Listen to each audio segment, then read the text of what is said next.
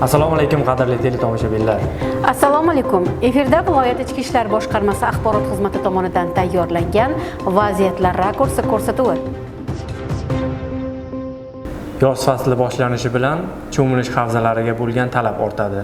Ammo bunda ham o'zining belgilangan tartib-qoidalariga amal qilmoq lozim. Shu bois duch kelgan har qanday joyda ham cho'milish hayot uchun xavflidir. Hozirgi lavhamiz shu haqda.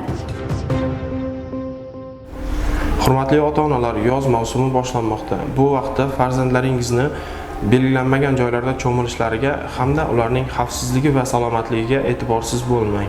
Bolajonlar uchun yozgi ta'til mavsumi boshlandi. Bu vaqtda farzandlaringizni belgilanmagan joylarda cho'milishiga yo'l qo'ymang hamda ularning xavfsizligi va salomatligiga e'tiborsiz bo'lmang. Shunda siz turli ko'ngilsiz holatlarning oldini olgan bo'lasiz. Yoz mavsumi boshlanishi bilanoq barchamiz salqin joylarni istab qolamiz.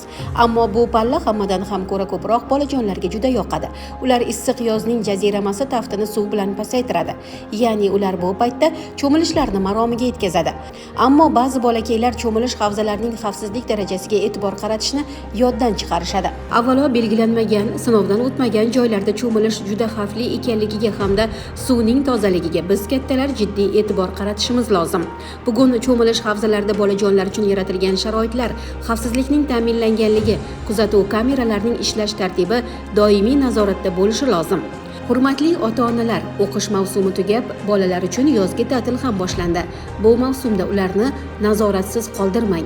Samarqand viloyati ichki ishlar boshqarmasi siz ota-onalardan bolalaringizni nima ishlar bilan mashg'ul ekanligiga doimo e'tibor qaratishingizni so'raydi. Yoz faslini ko'ngildagidek va betalofat o'tkazish o'zimizga bog'liq. Agar belgilangan barcha talablarga rioya etsak, mavsumni soz va mazmunli o'tganligini yana bir karra his etamiz. Hududlarda giyohvandlik vositalarining tarqalishini oldini olishga qaratilgan Qora dori 2025 keng qamrovli tezkor profilaktik tadbirlari amalga oshirilmoqda. Bu kabi tadbirlar doirasida salbiy illatlarning oldini olish va unga tobe bo'lgan kimsalarning jaholatga yuz tutishi muqarrarligi tushuntirilmoqda. Giyohvandlik moddalari ekish, parvarishlash, sotish, sotib olish va u bilan bog'liq barcha holatlar qonunchilikka asosan taqiqlanadi. Qora dori 2025 tadbirlari doirasida bir qator tezkor tadbirlar olib borilmoqda.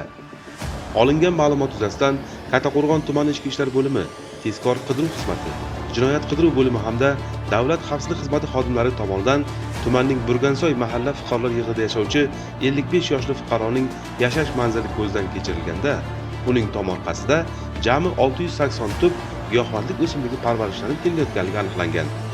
Ushbu giyohvandlik o'simliklari tegishli tartibda hujjatlashtirib olingan. Mazkur holat yuzasidan Kattaqo'rg'on tuman ichki ishlar bo'limi huzuridagi tergov bo'limi tomonidan O'zbekiston Respublikasi Jinoyat kodeksining 273-moddasi 2-qismi bilan jinoyat ishi qo'zg'atilib, tergov harakatlari olib borilmoqda. Eslatib o'tamiz, siz viloyat ichki ishlar boshqarmasi axborot xizmati tomonidan tayyorlangan vaziyatlar rakursi ko'rsatuvini tomosha qilmoqdasiz. Xabar berib borayotganimizdek, belgilangan rejaga muvofiq viloyat ichki ishlar boshqarmasi rahbariyatining fuqarolar bilan yuzma-yuz qabullari o'tkazilmoqda. Fuqarolarning muammolarini joyida o'rganish, hal qilish, pirovardida aholining davlatdan rozi bo'lishiga erishish maqsadida viloyat ichki ishlar boshqarmasi rahbariyatining aholi bilan navbatdagi qabuli o'tkazildi. Unda turli masalalardagi murojaatlar eshitildi. Barcha muammolarga alohida e'tibor qaratildi. Yuzma-yuz qabulda fuqarolardan 30 ga yaqin masalalar bayon qilindi. Bildirilgan murojaatlarga huquqiy tushuntirishlar berilib, vaqt va o'rganishlar talab qiladiganlar ijrosi nazoratga olindi. Jamiyatda huquqiy ong, huquqiy madaniyatni yuksaltirish, qonun ustuvorligini ta'minlash va qonuniylikni mustahkamlashning eng muhim shartlaridan biri hisoblanadi. Qabul doirasida mavjud masalasiga najot istab kelgan fuqarolarning ko'nglida umid uchquni porladi. Muammosiga chora topildi. Probatsiya nazoratda turgan shaxslarning bandligi hamda ijtimoiy moslashuvini ta'minlash borasida bir qator amaliy ishlar olib borilmoqda. Qo'shrabot tumanida probatsiya guruhida turuvchi shaxslar uchun sayyor sud va mehnat yarmarkasi tashkil etildi.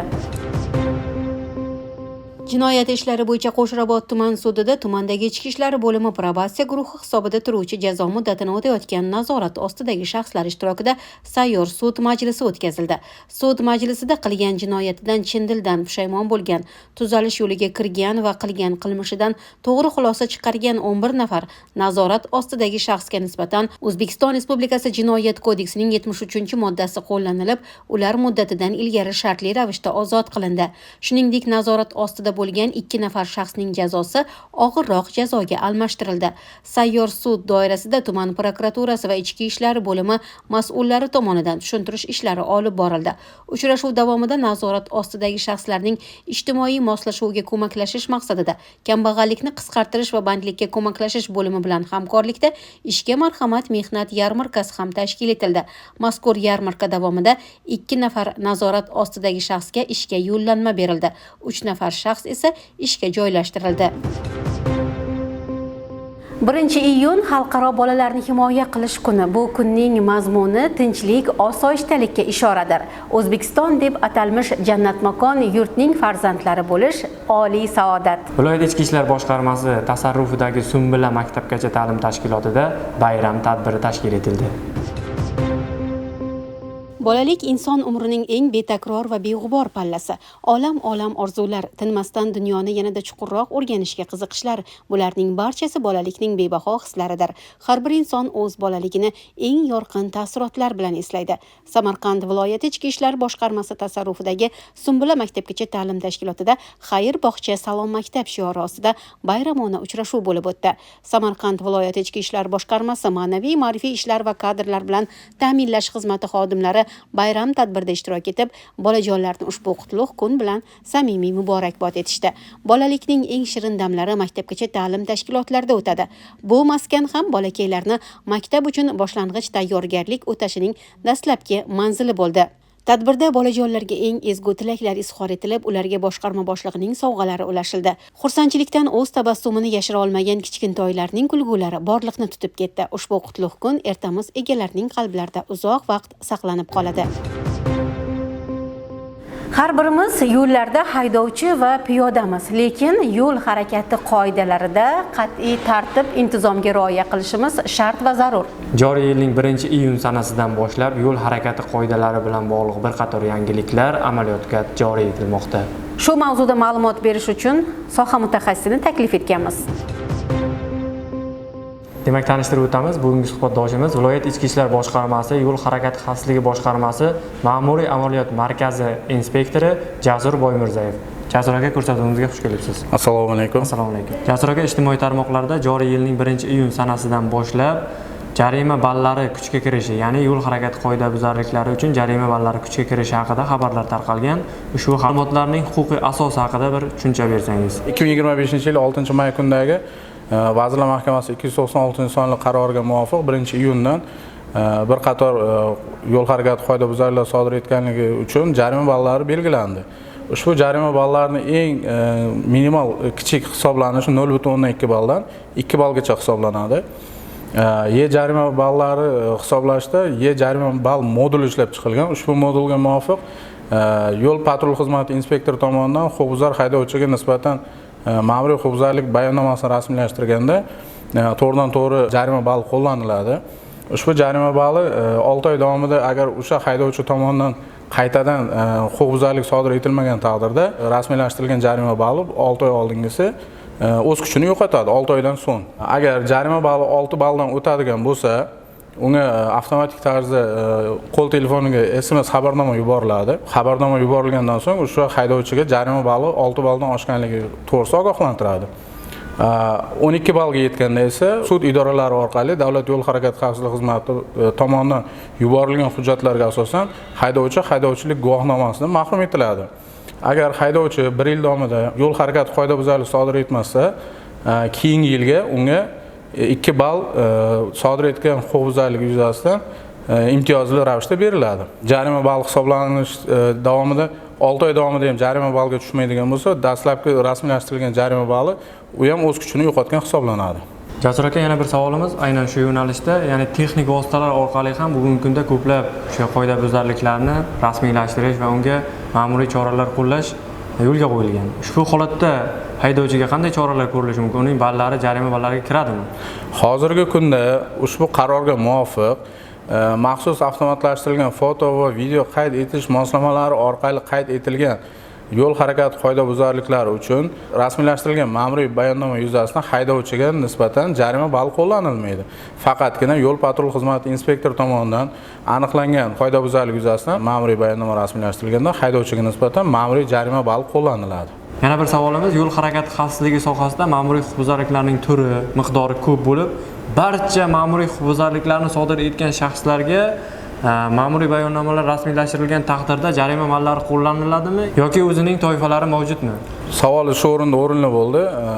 Bu ma'muriy javobgarlik to'g'risida kodeksda haydovchilarga nisbatan rasmiylashtirilgan qoidabuzarliklar bo'yicha barchasi bo'yicha emas, balki 18 turdagi qoidabuzarlik uchun jarima ballari rasmiylashtiriladi. Bu o'sha O'zbekiston Respublikasi Vazirlar Mahkamasining qarorida ko'rsatib, alohida ikkinchi ilova sifatida ko'rsatib tasdiqlanib o'tilgan. Jasur aka, keyingi savolimiz, transport vositalaridan foydalanishda aholiga qo'shimcha qulayliklar yaratish to'g'risida ham normativ hujjatlar qabul qilingan bo'lib, u ham 1-iyun kunidan kuchga kirishi haqida xabarlar tarqaldi. Ushbu normativ hujjat haqida ham batafsil tushuncha bersangiz. Vazirlar Mahkamasining qarorini o'zi bir kuchga kirishi bir tarixiy ahamiyatga ega hisoblanadi. Muhtaram prezidentimiz tomonidan aholimizni ijtimoiy manfaatli va hayotini o'ylagan holda amalga oshirilgan islohoti desak bo'ladi. Sababi maxsus foto va video qayd etish moslamalari orqali aniqlangan, ya'ni yo'l chiziqlarini bosish orqali aniqlangan qoidabuzarliklar o'tgan yilning o'zida 3,3 million nafar haydovchiga nisbatan ma'muriy jarima rasmiylashtirilgan bo'lsa, joriy yilning birinchi choragining o'zi 884 ming nafar haydovchiga nisbatan shu turdagi jarimalar qo'llanilgan. Shu ko'rsatkichlardan, hisobotlardan kelib chiqqan holda Vazirlar Mahkamasi qarori ishlab chiqildi. Mazkur qarorga asosan yo'l chiziqlarini bosganda maxsus foto va video qayd etish moslamalari orqali aniqlangan qoidabuzarliklarga nisbatan endilikda ma'muriy jarimalar, bayonnomalar tuzilmaydi, rasmiylashtirilmaydi. Ushbu tomonidan kuzatuv davomida aniqlanganda ushbu holat yuzasidan ma'muriy bayonnoma rasmiylashtiriladi. Bundan tashqari maxsus foto video qayd etish moslamalari orqali to'xtash chizig'iga amal qilmagan hollarda esa ma'muriy bayonnoma rasmiylashtiriladi. Bundan tashqari ushbu qarorga muvofiq shaharlarda, ya'ni tungi vaqtlarda jamoat transport avtobuslarida maxsus harakatlanish yo'lagi borligini inobatga olib, ular 23:00 dan 6:00 ga qadar bo'lgan vaqt oralig'ida aholiga xizmat ko'rsatmasini inobatga olib, ushbu yo'l bo'lagida ham transport vositalarining harakatlanishiga ruxsat berildi. To'xtash va to'xtab turish belgilari ta'sirida aynan soat ko'rsatilgan bo'ladi. Misol uchun 17:00 dan 21:00 gacha to'xtab turish taqiqlanadi degan belgilar bilan ko'rsatilgan bo'ladi. Bundan tashqari aholini o'sha kunduz kuni ishga va boshqa shaxsiy ishlar bilan yurishligini inobatga olib, yo'l qurilish nazorat ishlari soat 7:00 dan 21:00 ga qadar amalga oshirilmaydi. Dam olish kunlari va alohida kechiktirib bo'lmaydigan tadbirlar amalga oshirilganda bunday holatlar bundan mustasno hisoblanadi. Bundan tashqari o'sha maktablar oldida harakatlanish tezligi o'sha maktab tugagandan so'ng bemalol o'sha aholi yashash punktida belgilangan tezlik necha bo'ladigan bo'lsa, o'sha tezlikdan me'yordan oshirmasdan harakatlanishga ruxsat etiladi. Harakatlanish tezligini qayd etish borasida radarlar qay tartibda o'rnatiladi? Bu borada ham bir o'zgarishlar bormi? Albatta, ushbu Vazirlar Mahkamasining qaroriga muvofiq bundan keyin radarlar o'rnatilishidan kamida 250 metr yoki 500 metr masofada radar belgisi o'rnatiladi va ushbu belgi ta'siri ostida o'z xizmat faoliyatini olib boradi. Jasur aka, berib o'tgan ma'lumotlar uchun sizga rahmat. Ko'rsatuvimizga xush kelibsiz. Rahmat. Bugungi ko'rsatuvimiz orqali sizlarga yetkazmoqchi bo'lgan xabar va reportajlarimiz ana shulardan iborat edi. Bizni ijtimoiy tarmoqlardagi rasmiy sahifalarimiz orqali ham kuzatib borishni unutmang. Omon bo'ling. Salomat bo'ling.